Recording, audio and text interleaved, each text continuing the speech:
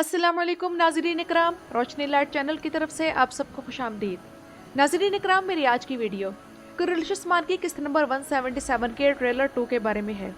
और वैसे तो आज मुझे महमद फतेह लहर सुल्तानी की किस्त नंबर 30 पर रिव्यू देना चाहिए था, क्योंकि इस किस्त में कौस्तांतिनिया की फतह की वो जंग दिखाई गई है जिसके बाद शायद अब हमें कोई और फतह अच्छी लगे। लेकिन कुरैश उस्मान पर पिछले एक हफ्ते से मेरे चैनल पर कोई वीडियो अपलोड नहीं हुई, तो इंशाल्लाह अगली वीडियो में मैं आप लोगों को सुल्तान फातेह का रिव्यू दूंगी, जिसकी किस्त नंबर 30 पर दुनिया के मशहूर लोगों ने भी तबसरा किया है। और कुरैश उस्मान की किस्त नंबर 177 के ट्रेलर 2 की तरफ आए तो ट्रेलर के मामले में इसे देखने वाले दो हिस्सों में तकसीम हो गए हैं। कुछ इस ट्रेलर पर शदीद तनकीद कर रहे हैं और कुछ इसकी तारीफें करके नई किस्त के हवाले से एक्साइटमेंट शो कर रहे हैं। ट्रेलर के मुताबिक उस्मान बे मंगोलों की कैद में है और अलाउद्दीन और हान को बचाने आता है। उधर बेगम खातून और बाला खातून के दरमियान उस्मान बे के मसले पर ठनी हुई है, जबकि काई कबीले में मंगोलों ने कत्लेआम का हुक्म दे दिया है। उधर इल्बाई का सिनेरियो तो हम पिछले ट्रेलर में देख चुके हैं कि वो काई कबीले का सरदार बनने के लिए कैसे तड़प रहा है। तो बज़ाहिर देखा जाए तो ट्रेलर में कोई ज़्यादा खास बात नहीं, और मैं आप लोगों की राय लेना चाहूँगी कि आप लोगों को ये ट्रेलर कैसा लगा। लेकिन इस ट्रेलर की एक बहुत अहम बात आप लोग बताएं कि आप में से किस किस ने मेरे साथ नोट की है कि फातिमा खातून पर जब एक शख्स पीछे से आकर हमला करने लगता है तो हलीमा उसी वक्त उस शख्स को तीर मारती है जब वो फातिमा पर वार करने लगता है। मेरा ख्याल है कि ये शख्स इल्बाई है, लेकिन अभी ये नहीं मालूम कि तब हलीमा वाकई फातिमा की मदद करती है या वो फातिमा पर तीर चलाने लगती है। तो ट्रेलर के इस सीन की तरफ काफी लोगों का ध्यान नहीं गया, लेकिन ये बड़ा अहम सीन है और हो सकता है कि इस सीन के जरिए इल्बाई के किरदार के बारे में मजीद कुछ और मालूम हो, क्योंकि देखा जाए तो इल्बाई की फातिमा से क्या दुश्मनी है और वो क्यों उस पर हमला कर रहा था, ये अहम सवाल है। और समझ से बाहर है कि इल्बाई ने कैसे सोच लिया कि अगर उस्मान बे को मंगोलों ने खत्म कर दिया तो काई कबीले वाले बाला खातून और हान या अलाउद्दीन को छोड़कर उस गंजे को सरदार मान लेंगे। ये वो किरदार है जिसने इस सीजन में मदाहों को बहुत कंफ्यूज कर रखा है, बल्कि कुरैश उस्मान की तारीख में ये पहला किरदार है जिसके हवाले से मदाहों को इस कदर ज्यादा तजस्सुस है।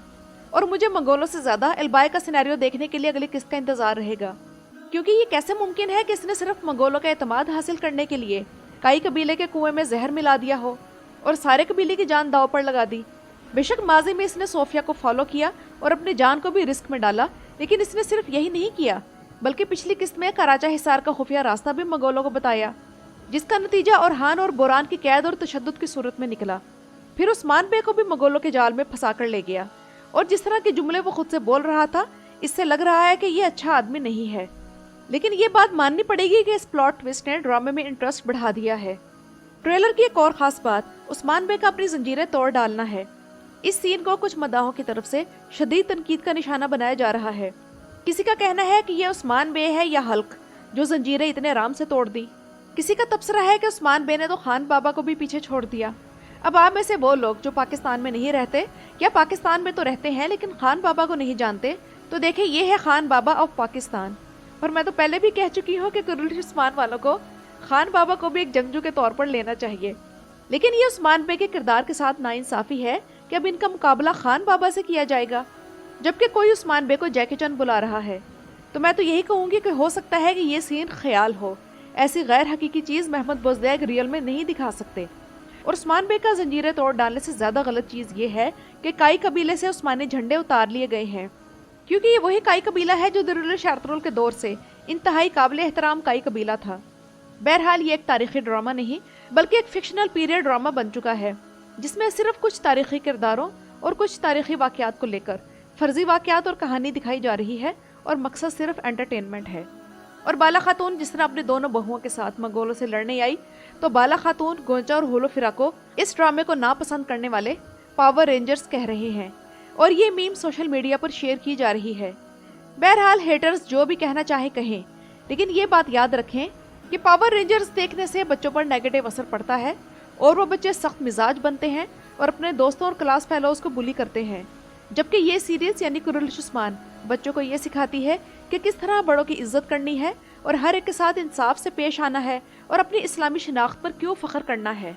लेकिन बाला खातून का बेगम खातून के साथ उसका राज खुलने के बाद जो रवैया हम देख रहे हैं, तो ऐसा लगता है कि बाला खातून बेगम खातून के साथ सही सलूक नहीं कर रही और उसे यहाँ समझदारी का मुजाहरा करना चाहिए। लेकिन नाज़रीन इकराम, यहाँ बाला खातून का पॉइंट ऑफ व्यू ये है कि जो कुछ भी हो रहा है वो इसकी वजह से बहुत स्ट्रेस में है, اس کا بیٹا اورحان قید میں ہے اور اس کا شوہر گرفتار ہے اور منگولوں کے چنگل میں ہے، تو وہ نارمل ریئیکٹ نہیں کر سکتی۔ بہت سارے دشمن اندر باہر ان کے درمیان ہیں، اور ایسے میں جب اسے یہ خبر ملے کہ اس کے اپنوں میں سے ہی کوئی اس کے قبیلے میں رہ کر ان کی جڑیں کاٹ رہا ہے، تو اس کا ریاکشن یہی ہوگا۔ بیگم خاتون ایک گولڈ ڈگر عورت ہے جو اتنے سالوں بعد بالا کی وہ پوزیشن لینے کے لیے زور لگا رہی ہے جسے بالا خاتون نے اتنی قربانیوں کے بعد حاصل کیا۔ دوسرا یہ کہ بیگم خاتون نے نہ صرف بالا کے خلاف بلکہ ہولوفیرا اور گونجا کے خلاف بھی محاذ بنایا اور ان سب کے درمیان دشمنی پیدا کرنے کی کوشش کی۔ یہ قبیلے میں دراڑیں ڈالنے اور عثمان اور بالا کو الگ کرنے کے مشن پر ہے۔ اس کے ساتھ نرمی نہیں کرنی چاہیے، اور یہ تھپڑ بیگم خاتون کو یاد دلائے گا کہ عثمان بے کی خاتون اور قبیلے کی باش خاتون بالا خاتون ہی ہے۔ جبکہ اورحان بے کے ریسکیو کے سینیریو کی طرف آئیں تو یہ دیکھ کر مایوسی ہوئی کہ ایک بار پھر سے رائٹرز نے ذرل شارترل کے سینیریو کو ریپیٹ کیا ہے، جس طرح انہوں نے پچھلی قسط میں ارطغرل کی منگولوں کے ہاتھوں قید کو ریپیٹ کیا تھا، اور جس طرح ارطغرل غازی نے سیزن 4 میں سنگر تقین کو بچایا تھا، تو اسی طرح علاؤدین اب اورحان کو بچائے گا۔ اور اس سے پہلے یہ سینیریو باربرس لار میں بھی ریپیٹ ہو چکا ہے، تو کم از کم اب کے بعد رائٹرز کو کوئی نیا سینیریو دینا چاہیے تھا۔ اسے تو اچھا تھا کہ مداحوں کو سسپینس میں رہنے دیا جاتا کہ اورحان کو کون بچانے آئے گا، اور ٹریلر میں یہ سین دکھا کر سسپینس سپوائل نہ کرتے، اور اس طرح مداحوں کو وہ مایوسی نہ ہوتی جو یہ سین اب دیکھ کر ہوئی ہے۔ اچھا، یہ بات حقیقت ہے، اور شاید آپ میں سے بہت سے لوگ میرے اس بات سے ایگری بھی کریں کہ سیزن 6 کے اب تک جتنی بھی قسطیں آ چکی ہیں، ان میں 2 کلوں کی فتوحات اور ہولوفیرا کی شادی کے علاوہ ایک بھی تاریخی واقعہ نہیں دکھایا گیا۔ حالانکہ سیزن 6 کی نسبت سیزن 5 میں کافی زیادہ تاریخی واقعات تھے۔ مثال کے طور پر سلطان مسعود کی وفات دکھائی گئی، سلجوقی سلطنت کا خاتمہ دکھایا گیا، اس کے بعد ترک امارات کی اپنا آپ منوانے کے لیے جدوجہد دکھائی گئی، یونس ایمرے ہمیں نظر آئے۔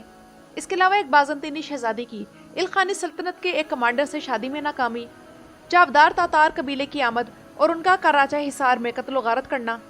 اس کے علاوہ ہولوفیرا کی انٹری دکھائی گئی، جبکہ اورحان غازی کی شادی افندی سے خاتون سے دکھائی گئی۔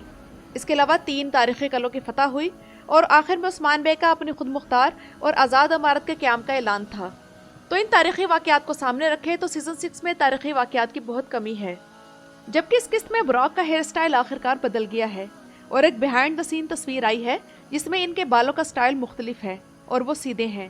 اس لک میں براک اوزٹویتھ اچھے لگ رہے ہیں، اور کیا پتہ انہیں خیال آ جائے کہ مداح ان کے بالوں کو الگ انداز میں دیکھنا چاہ رہے ہیں اور اس سیم لک سے وہ بور ہو گئے ہیں۔ تو ناظرین اکرام، یہ تو تھا میرے اس ٹریلر پر ریویو۔ آپ لوگوں کو آج کی ویڈیو کیسی لگی مجھے کمنٹس میں ضرور بتائیے گا۔ میرے چینل پر آنے کا شکریہ۔